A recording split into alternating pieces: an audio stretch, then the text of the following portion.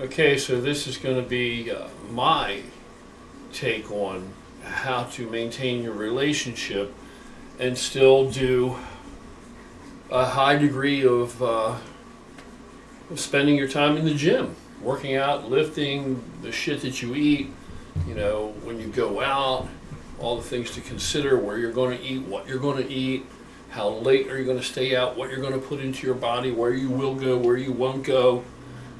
All that kind of stuff. For me, it's a little bit different. I'm the oldest out of the batch. Everybody else is younger than me in our crowd. You know, of all my friends. Now, I have some friends that are quite old. I have friends that are in their 80s that are in good shape, and they'll be on here soon. But out of the immediate circle from training, folks that I train with, I'm the oldest. I'm the oldest. 54, I'll be 55 this year. I'm the oldest. Not by much. Some of the guys are only a year or two younger. Steve is a good bit younger than me. And of course, then you know you have Andrew, who's much younger than me, and Jason and Justin, who are much younger than me, but older than Andrew. So we run the gamut. So everybody's take is going to be a little bit different. Now mine, you know, mine comes from a background of screwing up and doing things incorrectly, you know, messing up. And there was a time years ago when I kind of toyed with the idea that I was going to be this, you know, huge name in bodybuilding, and I was going to be the latest, greatest thing, and you know, et cetera, et cetera. I'm one of these guys that thought that for 5 minutes at one time. But I'm not sure that I always bought into it. Initially, had I applied myself 100% for real, you know, things would have absolutely worked out a little bit more in line with that sort of, you know, belief or desire. But to be real with everybody, deep down inside, it isn't what I really wanted. But I kind of wanted to go along with it, and I thought I want it enough that I'm willing to do part of that which is required. So maybe that'll be enough, and that'll carry me over and get me there. And of course it did not, and it was not. But initially I stirred up quite a bit of ruckus. I got a lot of attention, and I was as big as anybody. I mean, in my day at the time, I was as big as anybody. Anybody. But relationship-wise, you know, I crossed that line where I began to believe my own bullshit. And what I mean by that is, I don't know if everybody can relate to this or not on whatever level, but the hype that goes with it. See, you can get a long ways if you act like you're the greatest, and you know, you just take it to be that, you know, hey, I'm the greatest and that's it. I'm going to fucking go out there and do this, and I'm going to knock them dead. You know, there are people, if it seems like you've got the goods, there are people that'll buy that and give you that chance, and just pretty much people begin to believe it, and you stir up enough attention, and you're in the magazines and all that goes with it. But then you got to follow through. Then you got to follow through. When you hit the stage, you gotta pull it off. You know, yeah. So that's gonna, you know, it'll carry you so far, but then eventually you got to deliver the goods. You got to put your money where your mouth is, so to speak. Your money is in your physique, and I didn't want it that bad, but it gets very dangerous if in the midst of all that whirlwind of hype, which, you know, that's what it is. It's designed for that purpose, right? Just to get attention and get you out there. As long as you're centered and you are aware that that's what it is, then you're going to be okay, I guess. But once you begin to buy into your own bullshit, then you're in trouble. Then you got problems. And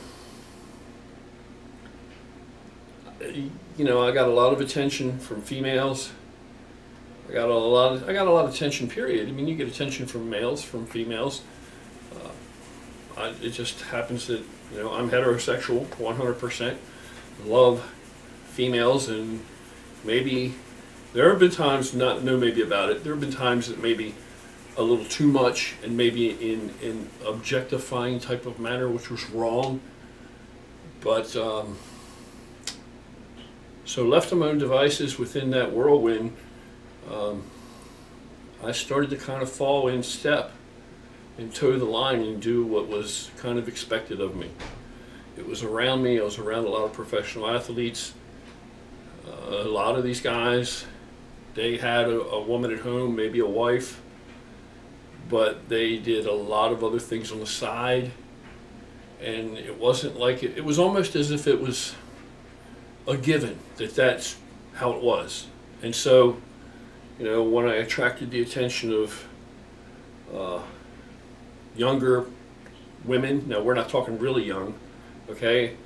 I have, you know, a daughter who's fully grown now, with her own, you know, immediate family. And so I never looked at women that were really young. I always gravitated to women in my age group, but you know, some that were a little younger than myself and were considered hot, you know, as in conventionally. Doesn't have to be my cup of tea specifically, or what I would, you know, look at and have to, you know, break my neck to look twice. Didn't have to be that.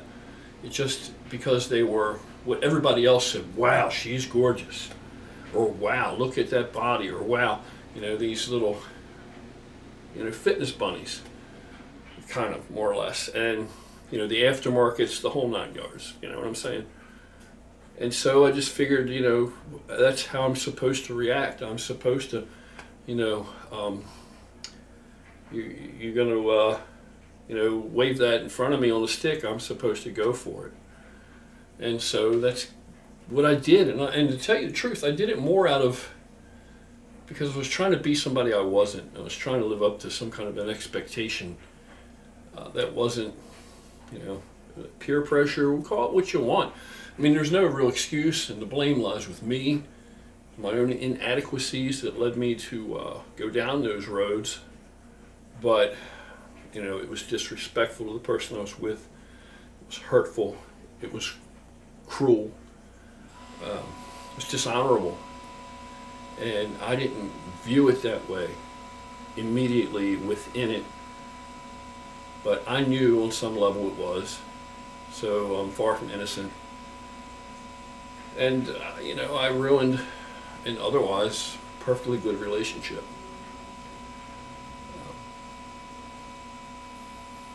Because I bought into my own bullshit. So I think that's a huge part of it. If you're going to go anywhere like that, and I was younger at the time, and you're going to be in really good shape, and you're going to start to get attention like that, you have to be aware of where it's coming from, what generated that attention, and that it is meaningless. And you have to stay grounded, and you have to know what's real to you and what really means something, what's important to you. And even though I was grown up enough that I should have been more of an adult than that at the time, I wasn't. And I screwed up. So many years later, I can say that today I'm very grateful, very thankful to have the wonderful partner in my life that I have, and I don't want to change anything about her, and I don't want the attention of any other female in that way, and I don't want to ever do anything to jeopardize that or to make her feel like she's less special or less important to me in my life than she really is. So what I'm trying to say is you have to ask yourself, you have to be honest and upfront with the person. If you're ready for that degree of commitment, real monogamy, you know, you're going to be honest and all that. I think honesty has to be You know, the only way to go if it's going to ever last and be anything, because if you're dishonest, eventually that is going to develop into something ugly. Eventually. Sooner or later, it'll come back around. So, I think you have to decide that right out of the gate, and there's no sense in wasting part of another person's life by leading them down a road that you're not going to stay on, or you already know that you don't want to commit to that degree. So I think if you find someone you care about and you really want to be with that person, you want to build a life with that person, a life, you know, just be honest and be upfront about what your expectations are, what their expectations are, and how you respond to that, and where it's going to go, and how far you're willing to go with that, and how sincere you really are. I think that's the biggest piece of advice. Be honest and be open and be upfront. And then beyond that, of course, you have to have enough in common.